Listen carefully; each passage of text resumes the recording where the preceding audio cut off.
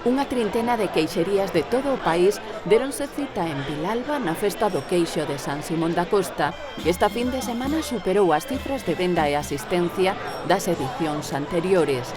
Dos 9 produtores inscritos no Consello Regulador da Denominación de Orixe Protexida, 7 acudiron ao certame que ateigou a Praza da Constitución de Vilalba. A Deputación estivo representada nas dúas xornadas da festa, que o sábado se abriu co pregón do actor e humorista Carlos Blanco. O deputado de Promoción Económica e Social asistiu á inauguración canda a alcaldesa de Vilalba, Marta Rouco, e a subdelegada do Goberno, entre outras autoridades. Pablo Rivera puxo a Vilalba de exemplo de como un concello pode facer medrar unha festa sen perder a súa esencia.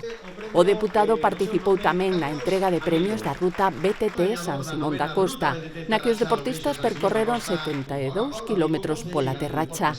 A Deputación contribúe con 3.000 euros á organización desta proba, que chegou á súa 9ª edición.